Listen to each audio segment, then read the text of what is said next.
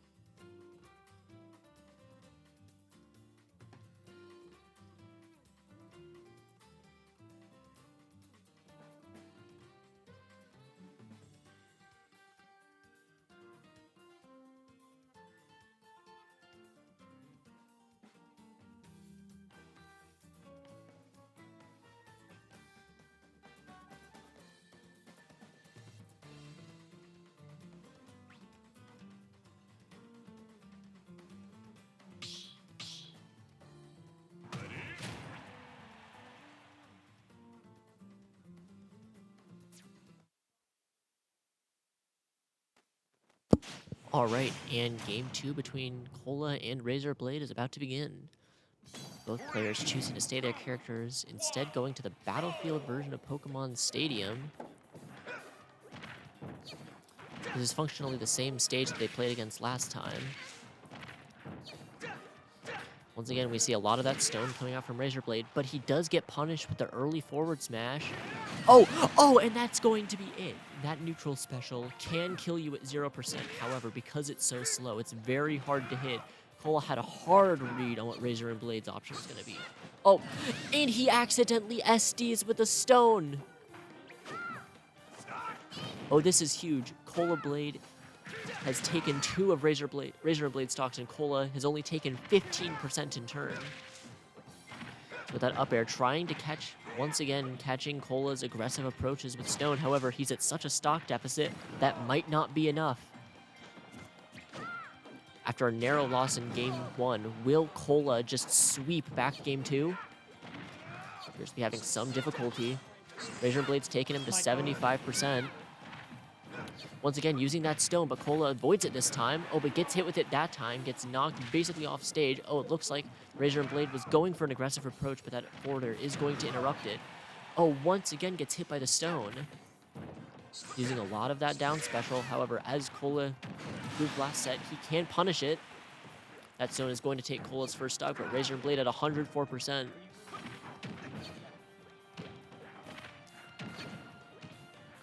Getting a lot of use out of that stone. Kola needs to dodge it, or he doesn't, because that forward smash is going to finish off Razor and Blade in an absolute sweep. That SD was very, very bad for him.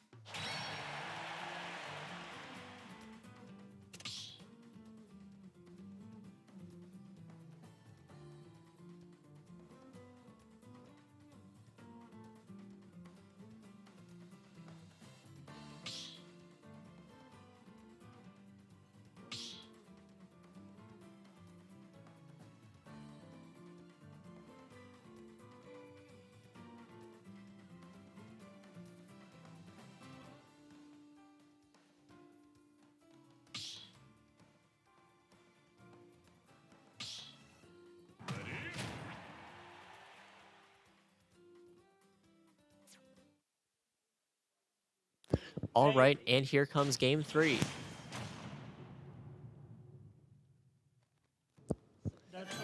Once again, they're going on battlefield once again, this time again with a different skin. Both players having trouble. Once again, Kola takes the lead early. Oh, but he gets hit with the clipped with the stone there. Even still, he's built up around 20% lead here. What will he do with it? Oh, hits him with the Blazer. Once again, that stone coming in clutch. Kola appears to struggle punishing that stone. Razor Blade could use this to his advantage. Oh, but he gets knocked off stage, so doesn't go for the edge guard. Oh, catches him with the Blazer again. Razor Blade anticipating another aggressive approach, goes for another stone, but Kola's a bit too slow on the draw, which actually ends up to his benefit this time. Oh, he's not going to be able to beat out that forward tilt forever once again. Very strong attack thanks to how close it hit to the tip of the sword. In theory there, we have Stone's armor, once again, coming in very useful for Razor and Blade here. However, all Kola has to do is shield that move, and Razor and Blade could potentially be in a world of hurt. Dash shot going to knock Kola off stage. Once again, neither player appears to want to go for the risky edge guards. Instead, they're far more comfortable trying to anticipate their opponent's next options on stage, and appears to be working as Razor Blade takes Kola's first stock with a forward smash. That being said, he is at very high percent. I'll have to be very carefully around Kola's incredibly strong attacks, like that up smash, which is going to take the stock with only a slight percent lead. They go into the second stock. We hit a forward smash there. See, there's that double-edged dance. Not getting as much use out of it as most Roys typically do. That move is extremely powerful when anchored forwards. Kola instead electing to use it more as an anti-air, as a potential stone tool, anti-stone tool. And there we see him punishing the stone.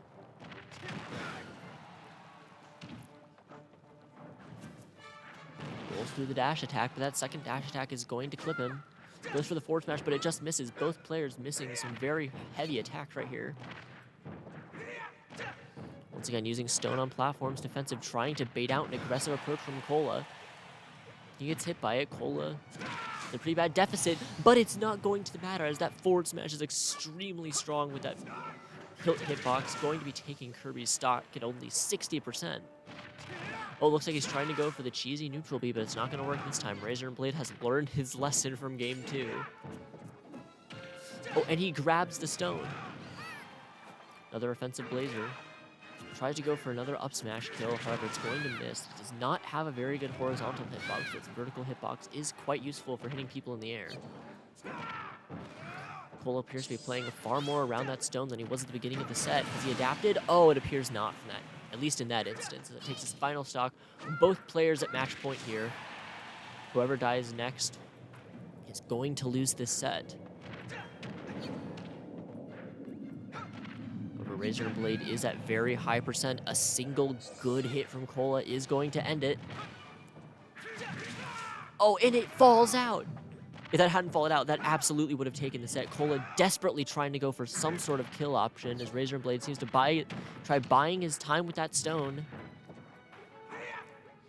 He's camping top platform, trying to bait an aggressive approach, and that sweet spot back air is going to kill. Kola takes the set 2-1 after losing game 1. In a pretty decent comeback, all things considered.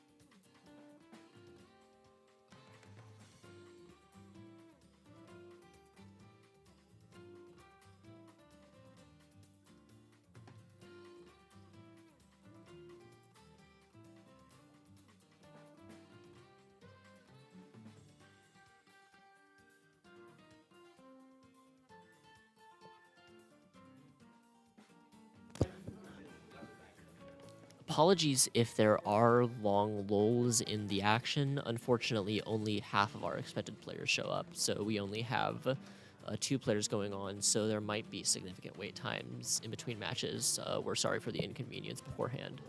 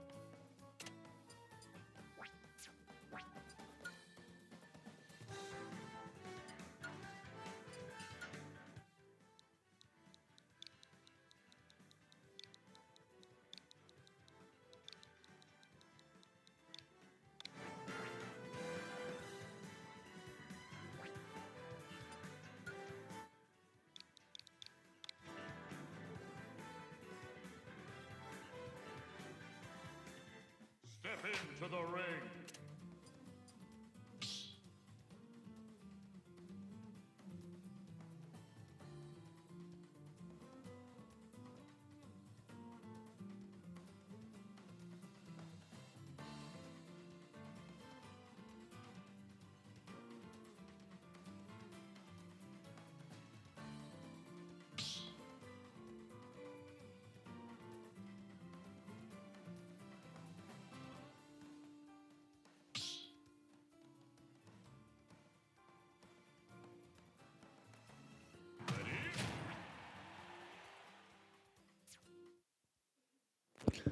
And our second set is underway. This is going to be Grape versus Alice. Grape going Sephiroth and Alice going Terry. Sephiroth, now you may know from the looks of it, has that very large sword that's going to be very useful as a defensive tool. However, Terry, while he does have shorter range in comparison to Sephiroth, is extremely strong, and Sephiroth is a very, very, very lightweight character. I mean, it only takes a couple of good hits for Sephiroth to die. That being said, Grape does have the percent lead. Terry also has those unique motion specials. It's almost at 100%. This could be big. See, both these characters have a unique comeback mechanic. Sephiroth there, you might see he has that wing that gives him an extra double jump and armor similar to Kirby's down B that you might have seen earlier on all of his smash attacks. Terry, however, gets that little go meter, and with special command inputs can use extremely powerful super attacks. The cost, of course, is that you have to do specific motions on the stick before pressing the special button in order to execute them, meaning that they take longer to start up than you might think, meaning that they can be a bit slow and you can stuff them out before they come out. That being said, it's enough for Alex to take Grape's first stock here. Has Grape off stage, Alice being a lot more aggressive. Dash attack going to send him back off stage, goes for the edge guard, just misses. Obviously, Sephiroth's up B can be angled in multiple directions and is a very large hitbox, as most of his moves are one to do. Going for that up smash, trying to kill Alice off the top. However, and he hits him with the power geyser, and that's going to take Grape's second stock. Is this going to be a 3-stock, folks? Terry does have 3-stock potential. Oh, goes for the Buster Wolf. Does miss, though. Tries to juggle out of up smash. Oh, and that up smash is going to take Alice's first stock. No longer has that super meter, however, might not need it. This character does deal a lot of damage when optimized. As you might see there, Terry also has the ability to cancel certain normal moves into specials, including his jab, which is how he can do that jab into power dunk there. Trying to use that as an approach tool. Hits him off stage with a dash attack. This could be it. She instead goes for another jab power dunk. Is that going to kill? And that's going to kill. Alice takes game 1 with a JV 3-stock against Grape. Grape loses game 1.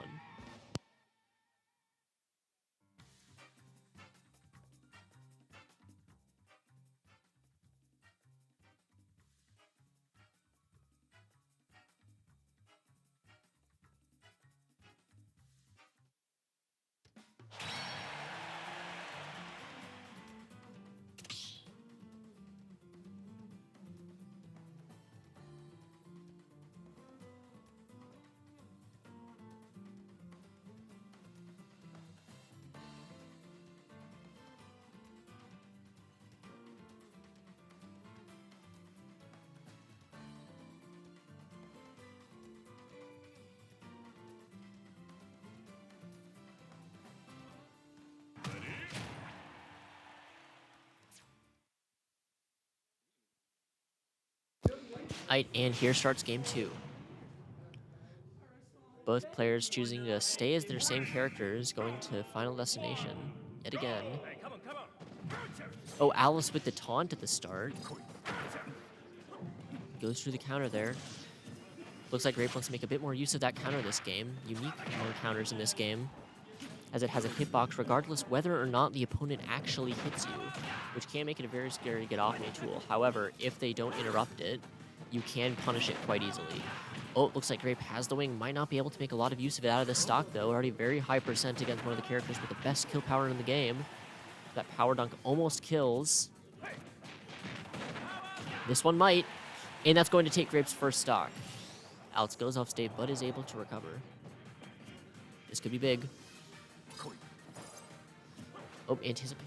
Both players appear to be taking it a bit more slowly. Second stock. Alex Aslan does a crack shoot backwards. Oh, waiting for it. Attempts to interrupt the forward smash. Hits it with another power dunk. As you can see, Sephiroth gained the wing a lot earlier this stock. That's because depending on the stock deficit, Sephiroth will gain wing earlier or later.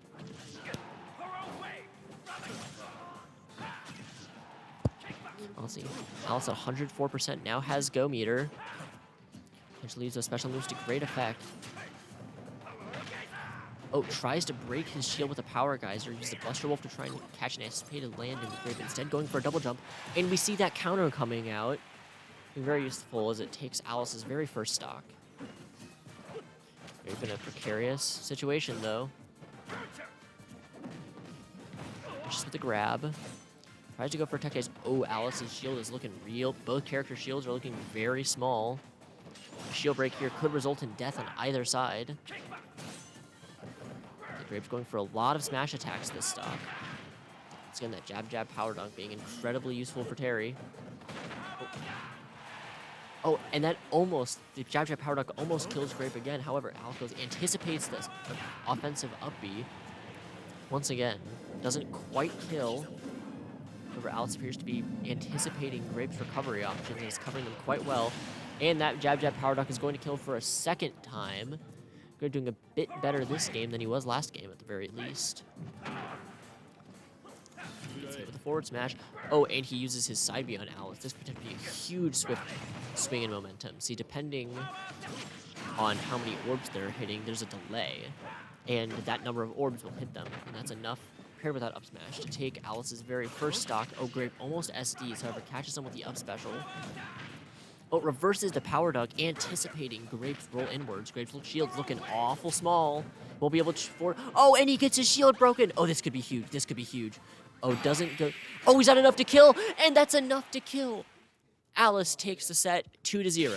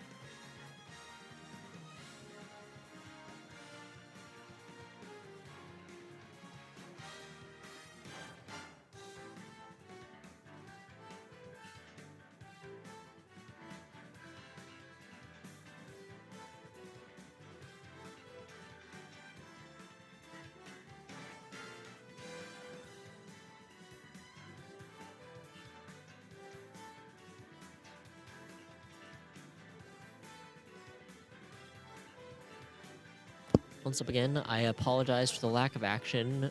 We only have 2 of our players, and the players of the other teams appear to be having some troubles with people showing up and responding to messages.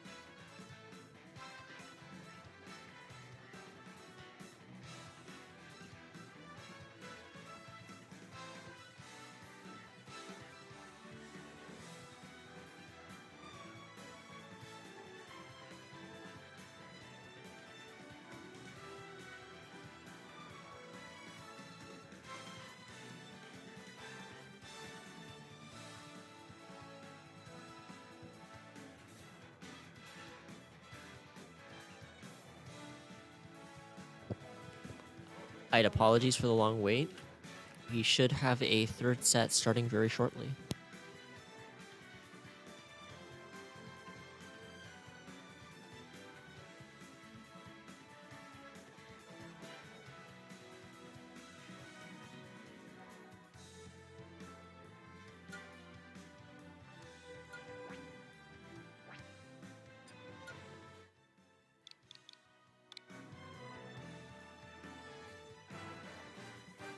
Step into the ring.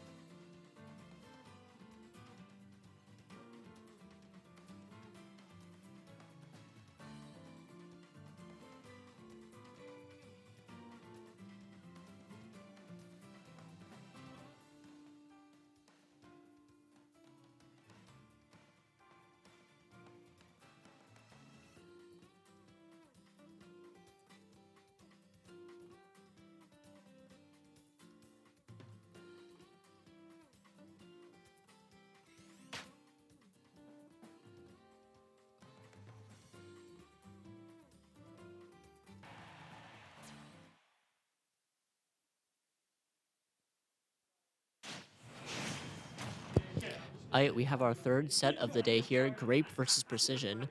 Grape sticking with the Sephiroth, while Precision is going to be go Pyra/Mithra, also known as Aegis by the community. This character is very interesting. It's actually two characters in one. Mithra, being the one that's currently being played, is incredibly fast, but does weak damage, whereas Pyra is a bit slower, but deals massive damage with each of her attacks. So the general game plan is that Mithra is going to want to rush down, while Pyra is going to want to come out either the mid-game or late game and finish off stocks. However, Precision trying to go for Pyra here, goes for the up smash. Sephiroth's goal here is going to be trying to zone this character out because he has the largest sword in the game by far. So wants to play someone aggressively while also keeping in his ideal range. Oh, reads the air dodge. It's a pretty bad position. Both characters are relatively light, and Precision is going to lose their first stock to Grape's up air. Oh, going for that side B there. A very deceptive-looking move. The actual hitboxes and hurtboxes for that move are a lot simpler than they appear to be, but it can be very difficult to tell thanks to that animation. Oh, great, making good use of that fireball that goes directly through Pyra's own projectile. Oh, just outside of range of that Giga Flare. That would have done massive damage. Oh, speaking of massive damage, Pyra's up special there is incredible knockback, and Sephiroth is a very light character, so he will die very easily off of most of Pyra's attacks, and even mid-percents. Both players using a lot of special moves in neutral here, trying to land on it, but that's not going to work with Sephiroth's up smash. Can anti-air that move very effectively since the hitbox upward is larger than Pyra's hitbox downwards. Once again, Precision making great use of Mithra side B in there in order to confuse Grape and potentially get a free opening. Grape does have one wing form though. Once again, this gives him an extra double jump and armor on all of his smash attacks, so he can potentially contest things that he wasn't able to otherwise. Oh, when he jumps off stage and Grape SDs! Oh, this is a massive shift in advantage. Oh, he almost kills Precision, though. This character's one weakness is that both of them have a very limited recovery, as you can see there. It's good as an offensive tool, but not as good when you're off stage. Grape, on the other hand, is getting very good offensive and recovery use out of his up special there. Oh, Pyra attempts to go for the offense, using a lot of dash attack, trying to tech chase. There's a lot of that neutral special there. The Pyra's fuse generally strong attacks and it lasts for quite a while thanks to its multiple hits. However, Grape is juggling him with the up smash. Oh, almost hits the up smash. Oh, misses 3 of them in a row. Once again, Grape using very similar moves. Both characters at very similar percents. Oh, once again, Mithra. That's very punishable on shield. Off stage. Oh, he reads where he's going to go. Oh, that side B's up. Precision's gonna have to be careful. Give him a free come back to stage so that way he doesn't get interrupted mid-edge guard. It's intense. Either player could win here. Precision, oh, switches to Pyra. Oh, he just misses the forward smash. That would have ended the game. They're trying to get Pyra off stage. Oh, and he catches the jump with the up smash, just barely taking the first game against Precision.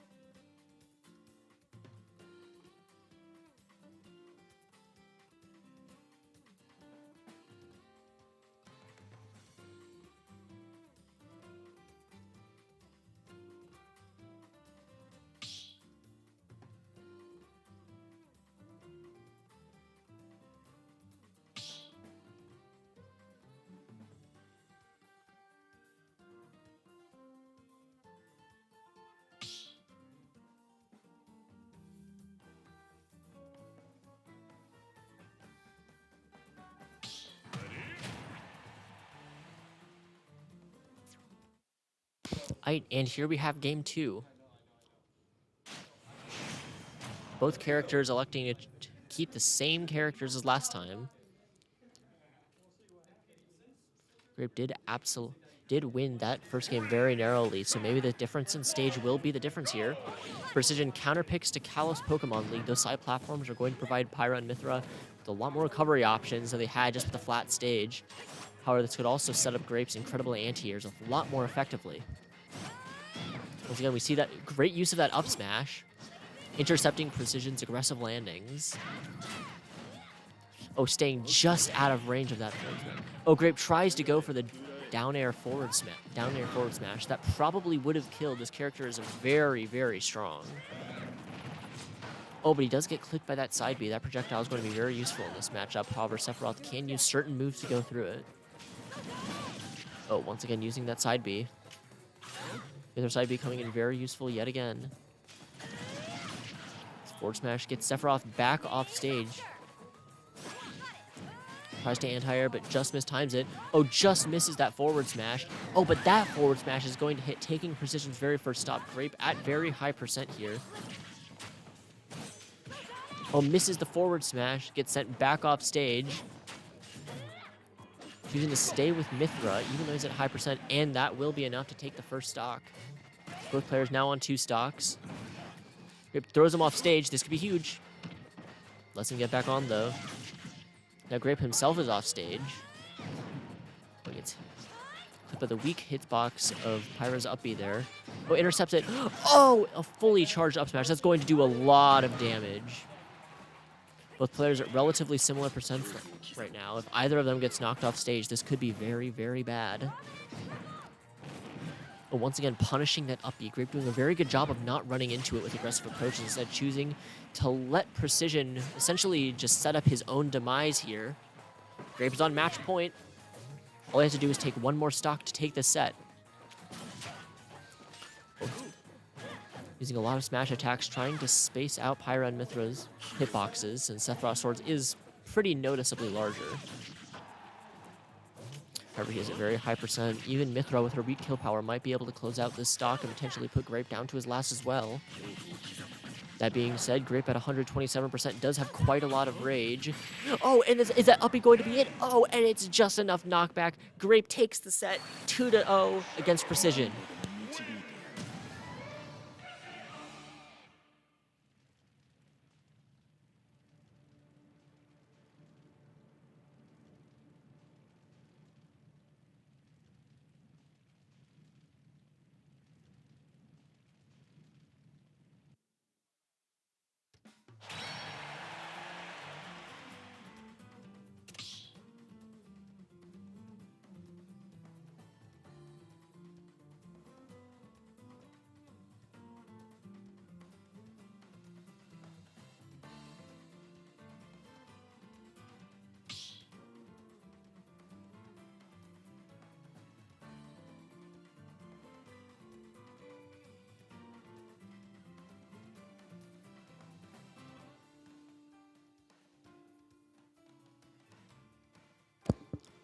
All right, folks. Unfortunately, we're going to have to cut the stream here.